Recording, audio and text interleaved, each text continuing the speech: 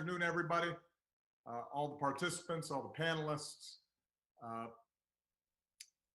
Let me start by just acknowledging that uh, we have seen in the last several weeks, last few months, uh, the kinds of epic uh, changes and events in our country that are as profound as anything that I've seen in my lifetime. And I'm now a lot older than Playon. I'm going to be 59 soon.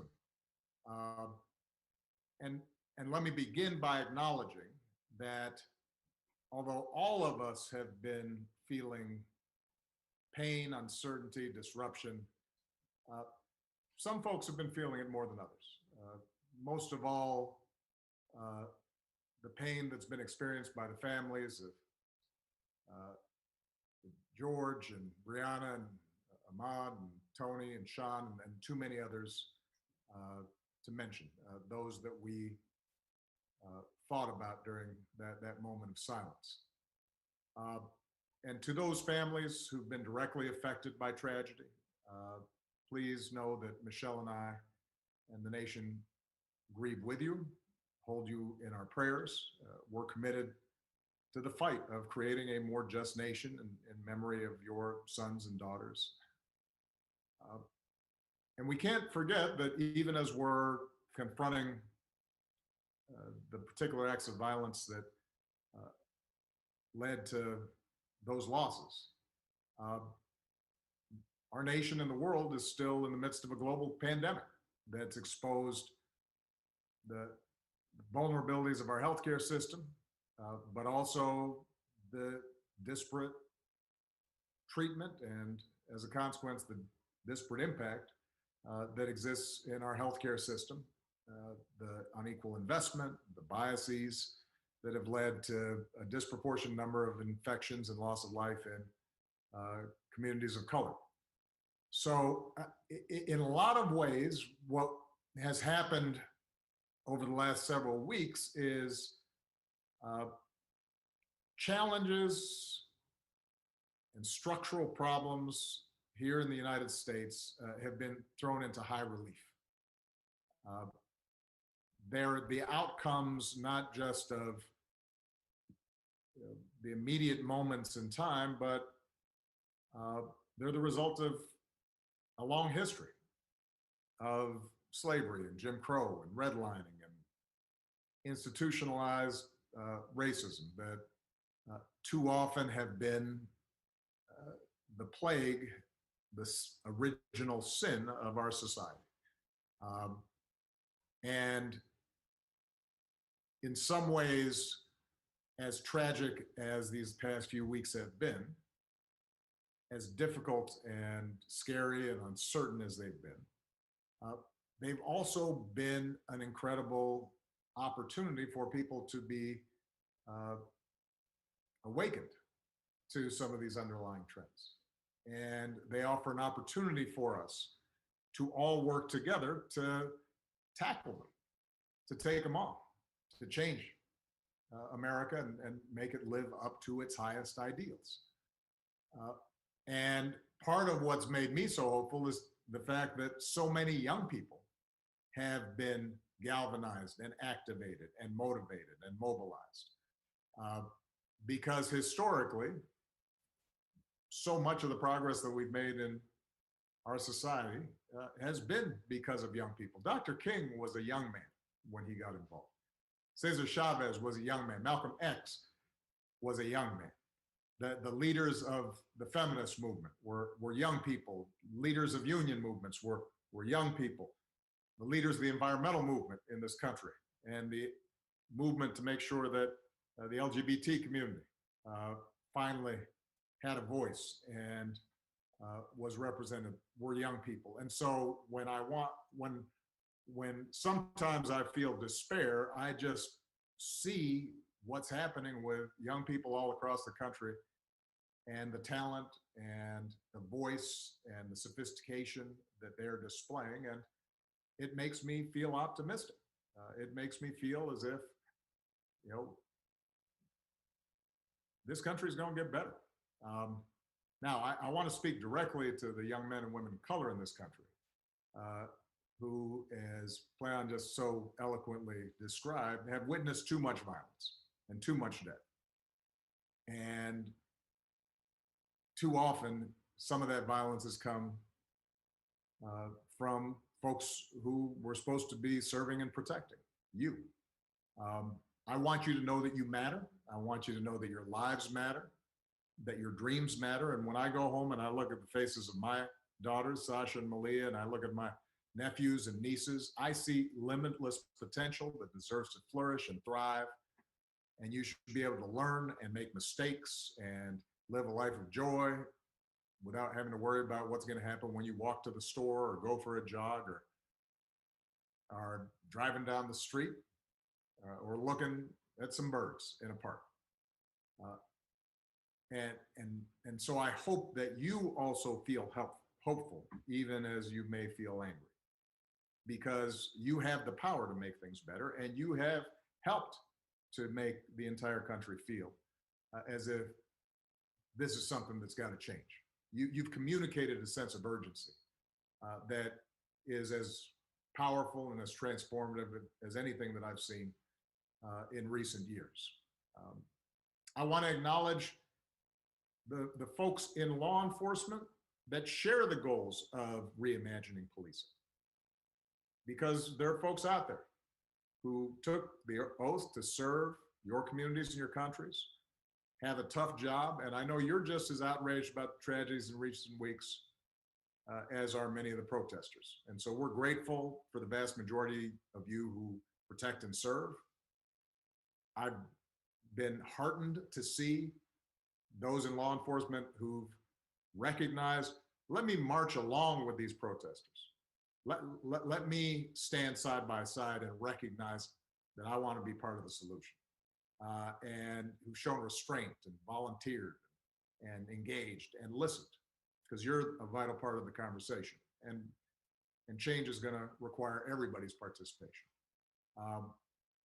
Now, when I was in office, as was mentioned, I created a task force on 21st century policing in the wake of the tragic killing of Michael Brown.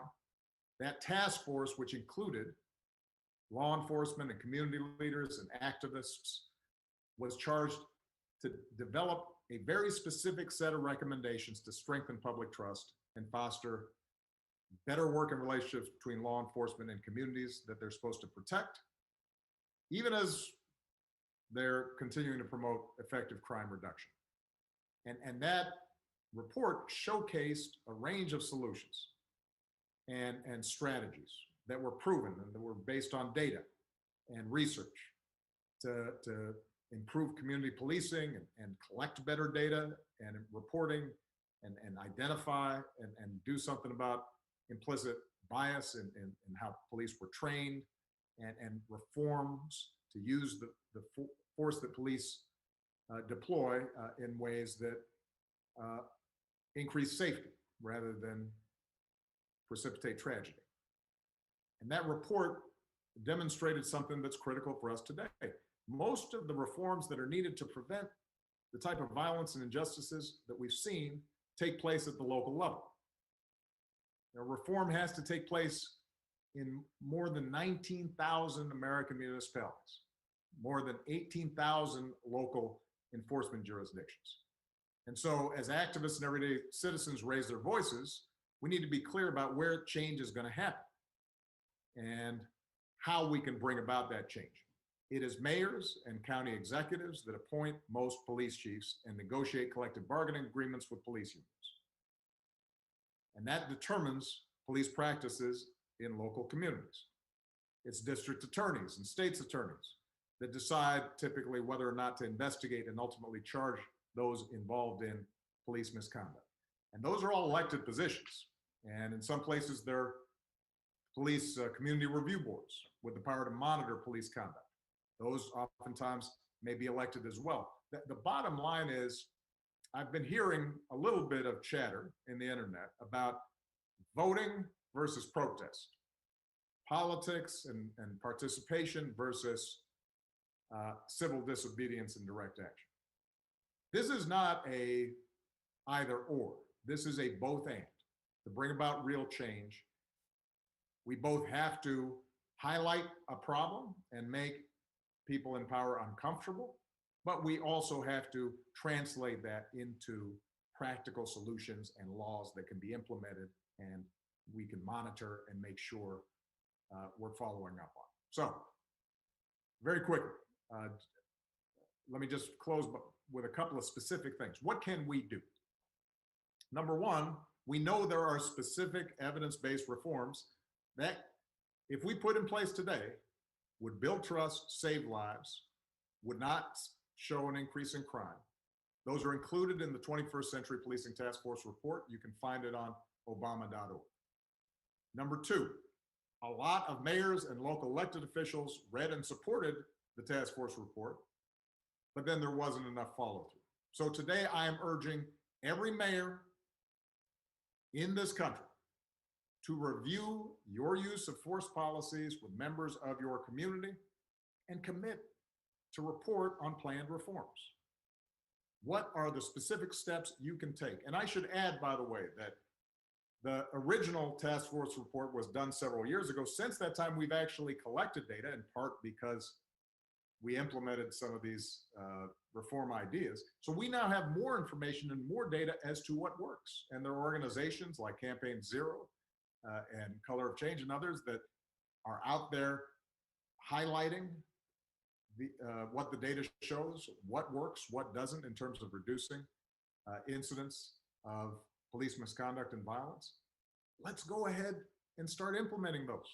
So we need mayors, county executives, others who are in positions of power to say, this is a priority. This is a specific response. Number three, every city in this country should be a My Brother's Keeper community, because we have 250 cities, counties, tribal nations who are working to reduce the barriers and expand opportunity for boys and young men of color through programs and policy reforms and public-private partnerships. So go to our website, get working with that, because it can make a difference. And let me just close by saying this. I've heard some people say that you have a pandemic, then you have these protests. This reminds people of the 60s and the chaos and the discord and distrust throughout the country. I have to tell you, although I was very young when you had riots and protests and assassinations and discord back in the 60s, I know enough about that history to say there is something different here.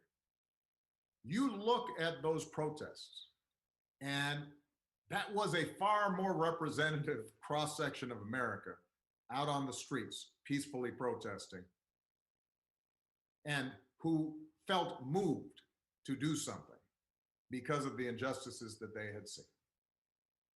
That didn't exist back in the 1960s, that kind of broad coalition.